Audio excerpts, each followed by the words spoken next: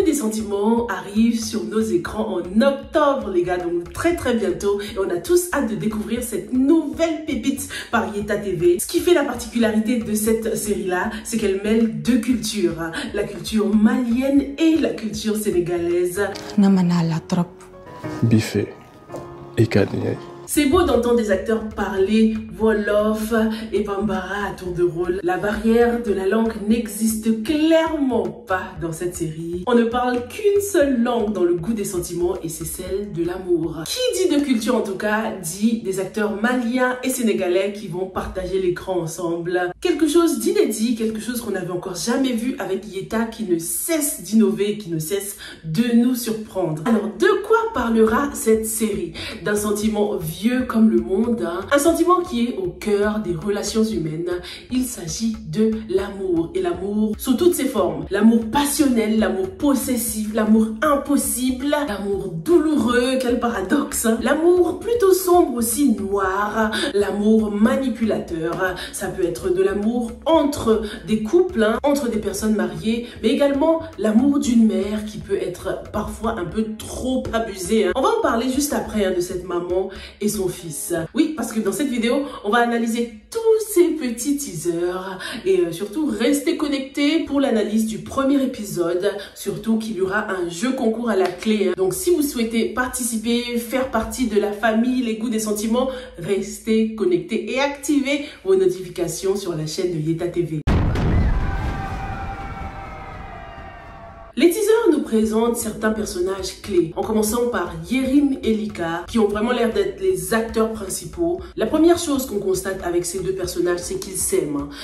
Ils s'aiment d'un amour passionnel, on sent l'alchimie. Bravo pour le casting, je trouve qu'il est très réussi. J'aime beaucoup les acteurs, je trouve qu'ils sont très beaux. Lika et Yerim vont vivre un amour fou et passionnel qui ne sera pourtant pas de tout repos, parce qu'il y aura des obstacles sur leur chemin, à commencer par la mère de Yerim qui s'oppose à cette union. Elle ne porte pas Lika dans son cœur, donc les personnages vont devoir faire face à cet obstacle et beaucoup d'autres. Les obstacles qui, dans ces teasers, sont représentés par cette vitre. Je trouve que ce moment-là capture bien leur amour fort, surtout lorsqu'ils ferment les yeux, lorsqu'ils posent tous les deux les mains sur la vitre. On sent l'intensité du truc, mais ce sera un amour plein d'obstacles, représenté justement par cette vitre qui sépare les deux personnages, comme si déjà les deux venaient de deux mondes différents. Cette vitre symbolise très bien leur relation, mais ça représente également ces choses qui les empêchent de s'unir complètement, hein. Ça peut être des obstacles externes, comme la maman de Yerim par exemple, mais ça peut également être des obstacles internes, donc peut-être que l'un va finir par décevoir l'autre, malgré les émotions fortes, malgré tous les sentiments qu'ils éprouvent l'un pour l'autre. Donc est-ce qu'il y a beaucoup de déception qui nous attend? Je me dis que la bonne nouvelle dans tout ça, c'est que malgré que ce soit une vitre qui les sépare, la vitre on peut la briser, tu vois. Ça reste une matière assez fragile, une fragilité qui est démontrée non seulement par la vitre justement, mais aussi par le bouquet de fleurs, hein. Lorsque Lika se réveille le matin, on voit qu'elle est couverte de cadeaux, comme une vraie princesse, hein. Mais on peut également faire une autre lecture à tous ces cadeaux là, et surtout ce bouquet qui parfois peut représenter la déception. Des fois on offre un bouquet à la personne qu'on aime pour chercher à se faire pardonner par exemple. Donc est-ce que Yerim va déconner? Les femmes me désirent, ça n'a été ma tasse de thé de m'investir dans une relation sérieuse. Et surtout, est-ce que Lika acceptera ses excuses? Parce que lorsqu'on regarde cette scène, quand elle jette le bouquet de cette hauteur, on pourrait en déduire que Lika rejette les excuses de Yerim, qu'elle refusera la réconciliation parce que le mal sera peut-être un peu trop profond ou bien les obstacles seront un peu trop difficiles à surmonter pour elle. Les pétales de ces roses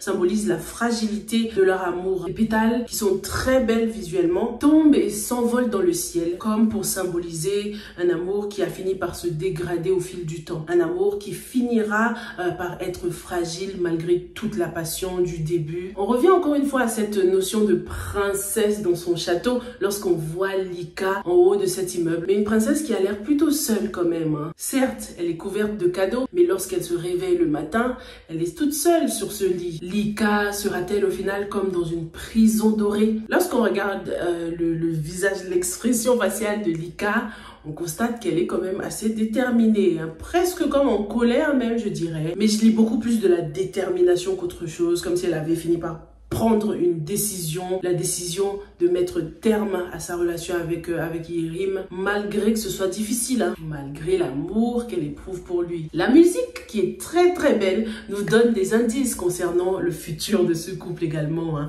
Lorsqu'on entend des trucs comme « Garde tes cadeaux », baby, garde tes cadeaux. Je suis pas ton jouet. On comprend que ça va finir par tourner au vinaigre. Donc Lika finira par en avoir marre de cette vie, hein, avec cet homme, avec qui elle ne se sent peut-être pas aussi libre qu'elle le souhaiterait, quoi. Dites-moi dans les commentaires ce que vous en pensez. Les teasers nous présentent d'autres personnages très très intéressants. Déjà, lorsqu'on voit toutes ces filles-là qui ont l'air d'habiter dans la même maison, on se demande si elles ne sont pas colocs, hein. Elles prennent le petit déjeuner ensemble, ce qui veut dire qu'elles ont chacune leur chambre.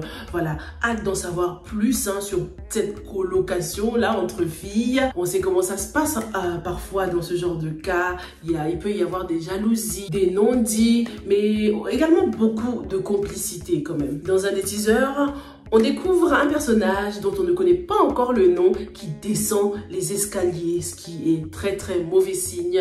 Vous savez ce que j'en pense des escaliers. Depuis que j'analyse les films et les séries, vous savez très bien que pour moi, un personnage qui descend les escaliers ne représente pas forcément, voilà, de la progression, quoi. Au contraire, ça représente une chute potentielle. Ce personnage, on le retrouve encore accompagné d'une femme. Ils ont l'air d'être en couple, mais ils sont quand même dans le noir, hein, ce qui pourrait représenter le mensonge ou des secrets dans ce couple. Lorsqu'on observe leur visage, c'est pas la joie, quoi.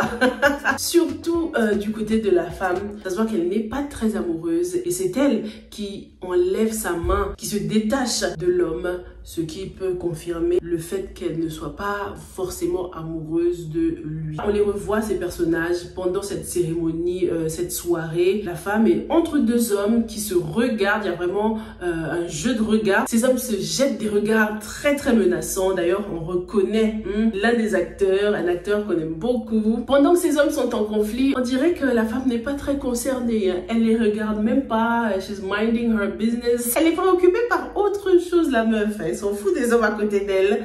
Elle regarde quelqu'un d'autre, peut-être Yerim, mais je ne suis pas sûre. Mais avant de continuer avec voilà, les regards dans cette soirée, revenons un peu sur un autre personnage qu'on découvre, hein, celui qui est donc allongé par terre dans une petite chambre, on dirait. J'aime bien comment la caméra montre le sac, le ventilateur, le lit, comme si toute sa vie se résumait à cette chambre en fait.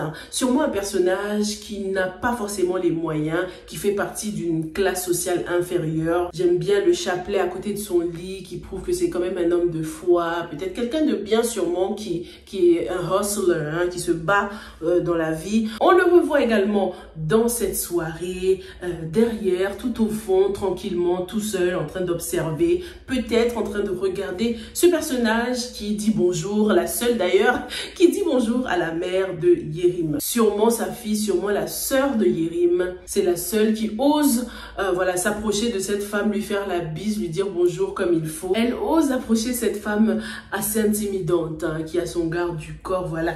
Ça se voit que c'est pas n'importe qui. On a encore une fois droit à des jeux de regard. Entre elle et Lika, déjà, on a compris, elle n'aime pas du tout Lika. Mais Lika se laisse pas faire, hein, parce que elle soutient le regard, elle la regarde aussi, quoi. Elle la confronte, elle baisse pas les yeux. Elle a un petit caractère, on dirait, hein, celle-là. Il y a également un jeu de regard entre Lika et Yerim lorsqu'il entre dans la pièce. Elle le look en mode, ah, c'est qui ce beau gosse là, on dirait.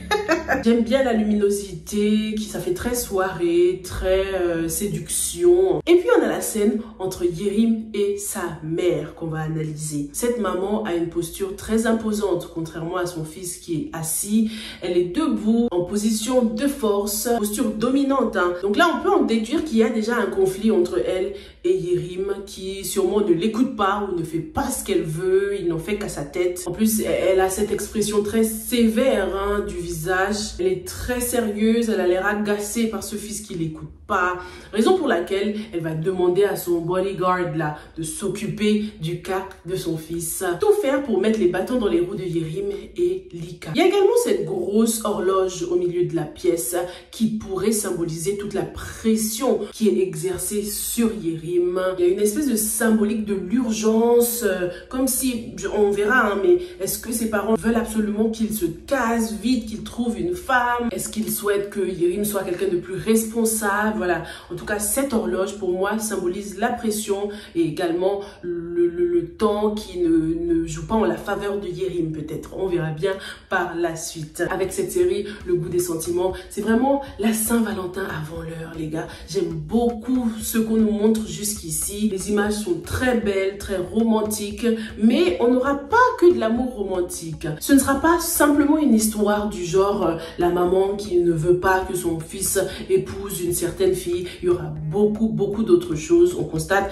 qu'il y a énormément de personnages, donc forcément, on aura droit à l'amour sous toutes ses formes, que ce soit sombre ou romantique. Merci beaucoup d'avoir regardé cette vidéo jusqu'au bout. N'hésite pas à me dire ce que tu penses de ce nouveau projet Yeta. Et je te reviens très bientôt pour analyser d'autres teasers, d'autres annonces, parce qu'il y en aura d'autres avant le mois d'octobre, avant le lancement du premier épisode. Stay safe and stay blessed. Bye!